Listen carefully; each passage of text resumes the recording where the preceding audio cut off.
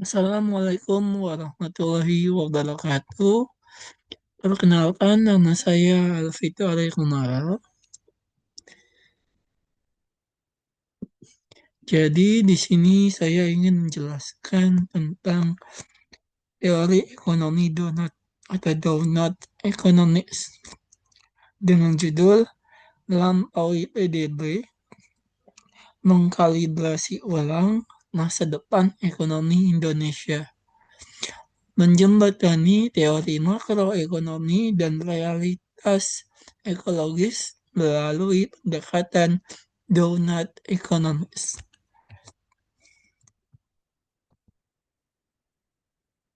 Uh, Kita lihat di sini adanya obsesi pertumbuhan, yaitu ilusi eksponensial di dunia yang terbatas. Apa sih yang mendasari tersebut? Yaitu ada sebuah asumsi fundamental yang cacat. Di sini dikatakan teori klasik Adam Smith dan neoklasik Solow dan Keynesian secara seragam menempatkan pertumbuhan produk domestik bruto atau PDB itu sebagai tujuan akhir. Dan yang kedua di sini ada mekanisme, yaitu pasar bebas, akumulasi modal, atau intervensi pemerintah selalu diarahkan pada ekspansi output tanpa batas. Dan yang ketiga di sini ada titik buta atau blind spot. Di sini dikatakan bahwa asumsi bahwa batasan ekologi selalu dapat diatasi melalui substitusi teknologi dan mekanisme harga pasar. Di atas adalah contoh ilusi atau ilustrasinya ya. Lanjut. Di sini ada sebuah konsekuensi paradigma lama, yaitu titik kritis planet dan kemanusiaan. Di sini bisa kita lihat ekologis melampaui batas atau ecological overshoot.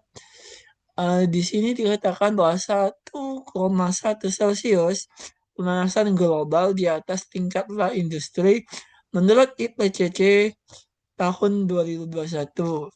Di sini juga dikatakan bahwa 1000 kali lipat laju kepunahan spesies lebih cepat dari tingkat alami menurut data WWF tahun 2020. Dan yang terakhir, di sini ada 4 dari 9 batas planetari telah dilampaui, seperti perubahan iklim, integritas biosfer, perubahan penggunaan lahan, aliran geokimia, dan yang di sampingnya ini ada ketimpangan struktural atau social friction. Di sini dikatakan bahwa 50% kekayaan global dikuasai oleh 1% populasi terkaya menurut Oxfam 2020. Terus di sini ada dikatakan bahwa kemajuan material yang luar biasa tidak terdistribusi secara merata, menciptakan jurang kemiskinan dan kerentanan struktural. Oke, lanjut. Nah, di sini bisa kita lihat apa sih kegagalan valuasi? Apa yang dihapus oleh teori makroekonomi satu konvensional? Nah, di sini ada beberapa lapis. Kita mulai bahas dari lapisan yang pertama, yaitu yang paling di atas ya, yaitu di atas permukaan terukur oleh PDB. Transaksi pasar formal, produksi industri, konsumsi barang. Lalu kita turun sedikit ke di bawah permukaan satu, yaitu ekonomi perawatan atau the care economy. Pekerjaan perawatan dan domestik yang tidak dibayar esensial untuk reproduksi sosial nilai tersembunyi setara dengan 10% hingga 39% dari PDB global menurut Fulbright tahun 2006. Lalu di lapisan kedua atau di bawah permukaan kedua di sini dikatakan ada jasa ekosistem, ada ekosistem services. Di sini dikatakan bahwa alarm bukan sekadar input produksi pasif. Ia adalah sistem pendukung kehidupan seperti regulasi iklim, air bersih, dan penyerbukan. Nilai tersembunyi yang ada di sini diperkirakan mencapai 125 hingga 145 triliun dolar per tahun, jauh melampaui PDB global menurut Costanza dan rekan-rekannya atau di sini katakan et al. Pada tahun 2014. Teori konvensional mengklasifikasikan dimensi fundamental ini sebagai eksternalitas belaka, membuat pembuat kebijakan buta terhadap risiko sistemik. Lanjut, di sini ada tabel ya. Jadi di sini ada matriks paradigma, yaitu sebuah evolusi pemikiran ekonomi. Kita mulai bahas dari satu, yaitu aspek variabel mikro. Di era klasik itu lebih dilihat yaitu harga, kuantitas, profit. Lalu di neoklasik itu ada utilitas, equilibrium pasar, dan di Keynesian ini ada konsumsi permintaan agregat. Serta kalau di donut economics, di sini dikatakan bahwa adanya dampak ekologi dan sosial, triple bottom line. Lalu yang kedua, ini ada variabel makro. Kalau di klasik itu biasanya produksi total serta akumulasi modal. Lalu di neoklasik itu ada PDB, pertumbuhan serta inflasi. Dan di Keynesian yaitu ada output stabilitas kerja. Dan yang terakhir di donut economics. Di sini dikatakan bahwa fondasi sosial 12 dimensi, batas ekologi 9 dimensi. Kalau kita menuju ke pelaku ekonominya ya, kalau di klasik di sini dikatakan rumah tangga, perusahaan, pemerintah dalam kurung minimal. Lalu di neoklasik ini ada konsumen rasional dan profit maximizer. Lalu di Keynesian ini ada rumah tangga, perusahaan negara aktif, serta di donut economics di sini terdapat 5 sektor terintegrasi, market state, household, commons, dan nature. Lalu di terakhir sini ada tujuan sistem. Kalau di klasik biasanya itu lebih ke pertumbuhan kekayaan. Kalau di neoklasik itu ada maksimalisasi efisiensi dan PDB. Lalu di sini ada di Keynesian ini ada full employment dan stabilitas. Dan yang terakhir di donut economics itu ada thriving in balance atau kesejahteraan dalam batas ekologi. Lalu di sini ada bentuk donat nih. Kompas abad 21, donut economics. Kita mulai bahas dari cincin berwarna itu di sini ada batas ekologi planet. Batas tekanan maksimum yang dapat ditanggung oleh sistem penyangga kehidupan bumi, perubahan iklim, hilangnya keanekaragaman hayati, serta polusi. Melampaui batas ini berarti keruntuhan ekosistem. Lalu di zona hijau, yaitu ada ruang aman dan adil. Di sini dikatakan bahwa the safe and just place for humanity ekonomi yang regeneratif dan distributif secara desain. Tujuannya bukan lagi pertumbuhan PDB, melainkan thriving in balance atau berkembang dalam keseimbangan. Lalu di keseimbangan di tepatnya di cincin dalam maksud saya itu ada fondasi sosial yaitu ada kebutuhan dasar kemanusiaan.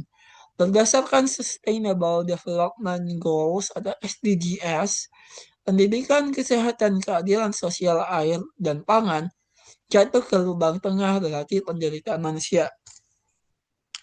Di sini bisa kita konsep ya, yaitu mengonseptualisasi ulang perekonomian dari 3 aktor menjadi 5 sektor terintegrasi, yaitu yang pertama di sini ada pasar atau market. Market di sini bertujuan untuk mekanisme pertukaran yang efisien. Tetapi kalau kita sadari ini membutuhkan regulasi. Lalu di bagian negara atau state, di sini dikatakan bahwa penyediaan barang publik ya dapat membentuk aturan main. Lalu yang ketiga ini ada rumah tangga, household atau produsen nilai intrinsik melalui ekonomi perawatan atau care work. Di sini ada nomor 4 yaitu barang bersama atau commons. komunitas yang mengelola sumber daya bersama, menurut Elinor Ostrom. Lalu di yang terakhir ini ada alam atau nature. Di sistem mendukung kehidupan yang aktif, bukan sekedar sumber daya pasif. Gambarnya bisa kita lihat di samping ya, di lapisan biru itu ada sistem bumi atau biosphere. Di lapisan oranye ini ada masyarakat atau sistem ekososial. Lalu di bagian dalam itu ada ekonomi yang isinya pasar, negara, alam, barang bersama, dan rumah tangga. Di sini kita bisa gambarkan adanya visi normatif atau komitmen dari transisi Indonesia dan juga global. Kita bahas mulai dari Indonesianya dulu ya. RPJM tahun 2020 sampai 2024, menurut Perpres 18 tahun 2020, target penurunan emisi GRK sebesar 29% usaha sendiri pada 2030. Penurunan kemiskinan menjadi 6,5 sampai 7,5%. Lalu yang kedua di sini ada Undang-Undang nomor 32 tahun 2009, yaitu perlindungan lingkungan hidup yang mengatur insentif fiskal ekologi dan prinsip pencemar membayar. Serta yang terakhir di sini ada peta jalan ekonomi sirkular. Menurut Bappenas tahun 2021, target pengurangan sampah 30% dan penurunan emisi 20% pada 2030 di 5 sektor prioritas. Nah, itu menurut lapisan nasional Indonesia dan juga implementasinya. Lalu apa yang terjadi pada global ya? Di global di sini lebih menekankan kepada fondasi, yaitu merujuk pada Paris Agreement Undang-Undang Nomor 16 Tahun 2016. Target membatasi kenaikan suhu di bawah 2%, aspirasinya sekitar 1,5%, net zero emisi global ada 2050 menurut IPCC, serta yang kedua di sini ada SDGs menurut PBB tahun 2015. Di sini dikatakan bahwa 17 tujuan holistik yang mendefinisikan fondasi sosial dalam model donat. Nah, ini contoh negaranya ya, yaitu ada bukti konsep Amsterdam City Donut. Konteksnya ini adalah kota pertama di dunia yang mengadopsi donut ekonomi sebagai alat perencanaan makro. Yang tentunya di sini bekerja sama dengan Kate Raworth dan Circle Economy. Nah, di sini ada 3 tujuan ya. Di sini yang pertama di sini ada tujuan ekologi yaitu sirkularitas. Target 50% ekonomi sirkular pada tahun 2030 dan 100% sirkular pada tahun 2050. Yang kedua ini ada tujuan sosial distributif. Di sini dikatakan bahwa pembangunan 7.500 rumah sosial per tahun mengurangi pengangguran muda dan memastikan akses pendidikan. Serta tentunya ada kebijakan praktis, kewajiban pengadaan publik, kontraktor wajib menggunakan 20% material daur ulang, dan Circular Innovation Program ini sebesar 2,3 juta euro untuk inovasi. Nah, ini ada mind the gap atau friksi antara aspirasi dan realitas. Yang nantinya telah saya analisis menjadi gap analysis, yaitu kita mulai dari target normatif, yaitu aspirasi. Pemanasan 1,5 Celcius, ekonomi sirkular 50%, kemiskinan menurun, keseimbangan ekosistem. Serta yang kedua di sini ada realitas positif atau data empiris. Pelanggaran batas planetari, deforestasi, rebound emisi, dan ketimpangan struktural. Nah, gapnya itu berada di tengah-tengah, yaitu ruang transformasinya ya. Jadi dikatakan bahwa krisis struktural atau the gap, kegagalan institusional, politik ekonomi, dan path dependence, ketergantungan pada sistem linear ramah. Nah, di sini ada realitas positif satu, yaitu overshoot systemic global. Di sini dikatakan bahwa lintasan suhu global atau kesenjangan emisi tahun 2021 proyeksi UNEP menunjukkan lintasan saat ini menuju pemanasan 2,7 Celcius, jauh melampaui target aman yaitu di batas 1,5 Celcius. Lalu di sini ada lonjakan karbon, emisi global rebound tajam sebesar 4,9% pada tahun 2021, 36,3 miliar ton CO2, bukannya turun 40% seperti yang diwajibkan untuk 2030, gap sebesar 15 miliar per tahun, dan CO2 EQ per tahun. Di sini ada pelanggaran batas planetari dari 19 umat manusia secara kolektif telah melampaui 4 batas kritis secara empiris. Perubahan iklim, integritas biosfer, perubahan penggunaan lahan, dan aliran biogeokimia, yaitu nitrogen dan fosfor. Lalu di sini ada realitas positif dua yang lebih merujuk kepada Indonesia ya.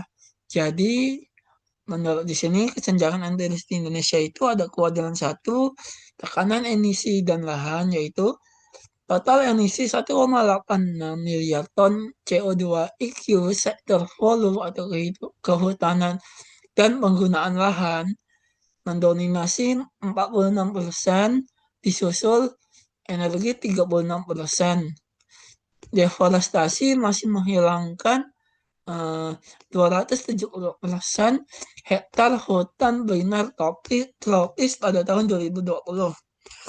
Lalu di kuadran kedua yaitu ketahanan sosial, kemiskinan berada di angka 9,71 Maret, tepatnya pada Maret 2021, meleset dari target RPJMN sekitar 6,5 sampai 7,5%. Ketimpangan persisten dan koefisien Gini di angka 0,381. Akses air minum layak belum merata, sekitar 7,2% rumah tangga tanpa akses. Lalu di kesimpulan datanya yaitu pertumbuhan ekonomi konvensional di Indonesia terbukti belum cukup inklusif secara sosial dan belum aman secara ekologis. Lalu apa sih yang menjadi hambatannya? Di sini ada hambatan sistemik, pelajaran dari kesulitan Amsterdam, yaitu di sini ada kesenjangan implementasi. Setelah 2 tahun tingkat sirkularitas ekonomi Amsterdam baru mencapai 21%, target 2030-nya itu sekitar 50%, pembangunan rumah sosial sekitar 4.200 unit, serta masih jauh di bawah target 7.500 unit. Nah, di sini ada 3 ketergantungan atau 3 cara, yaitu ketergantungan jalur atau path dependence. Sektor swasta sangat terbiasa dan menguntungkan dari model bisnis linear, ambil, buat, dan buang. Yang kedua ini ada infrastruktur dan teknologi. Keterbatasan kapasitas real untuk mengeksekusi ekonomi sirkular pada skala makro. Ya, di sini ada ketiga juga yaitu kompleksitas, koordinasi, silo, birokrasi antara berbagai departemen pemerintah menyulitkan regulasi lintas sektoral yang diwajibkan oleh model donat. Itu kita bisa lihat ke implementasi donat ya di lingkaran hijau itu. Lalu apa sih blueprintnya untuk Indonesia atau cetak birunya? Di sini dikatakan cetak biru transformasi sistem Indonesia, yaitu ada 4 pilar, yaitu pilar 1, reformasi kebijakan fiskal, menginternalisasi eksternalitas ekonomi, yaitu pergeseran pajak dari tenaga kerja menuju pajak atas polusi, emisi, karbon, dan ekstraksi sumber daya. Lalu yang kedua ini ada pilar 2 yaitu investasi hijau dan sirkular. Di sini dikatakan bahwa pengalihan kapital secara masif menuju teknologi bersih, infrastruktur sirkular, dan sistem energi terbarukan. Di pilar 3 itu ada transformasi institusional dan penegakan hukum. Dengan memperkuat kapasitas kelembagaan untuk menegakkan Undang-Undang Nomor 32 Tahun 2009 Regulasi lintas sektoral yang menembus silo kementerian. Dan yang terakhir ini ada pilar 4, pergeseran budaya, kelembagaan, dan bisnis. Pendidikan kompetensi keberlanjutan, mendorong transisi bisnis dan profit maximizer menjadi benefit corporations yang melacak jejak triple bottom line. Dari 4 ini membentuk ruang aman dan adil. Jadi sampailah sudah kita kepada kesimpulan. Jadi kesimpulan yang saya tangkap adalah merancang ulang tujuan ekonomi kita. Menurut saya, tugas generasi saat ini adalah merancang ulang sistem ekonomi sehingga ia bekerja untuk kesejahteraan semua orang dalam batas-batas planet yang aman, bukan memaksakan pertumbuhan tanpa batas yang menguntungkan segelintir orang dengan mengorbankan masa depan. Pilihannya di sini ada dua, yaitu pilihan strategis Indonesia ya. Di sini yang pertama itu ada meninggalkan optimalisasi pertumbuhan atau endless growth, dan yang kedua ini ada merangkul kesejahteraan yang seimbang atau thriving imbalance. Jadi itu saja yang bisa saya sampaikan. Saya mohon maaf apabila terdapat salah dalam pengucapan kata dan kalimat. Saya hanya manusia biasa dan tidak sempurna, karena kesempurnaan itu hanyalah milik Tuhan Yang Maha Esa. Saya Alfito Adekumara dengan NIM 01 11823 logam studi ekonomi pembangunan Fakultas Ekonomi angkatan 2023 dengan mata kuliah Sejarah Pemikiran Ekonomi. Izin pamit. Wassalamualaikum warahmatullahi wabarakatuh.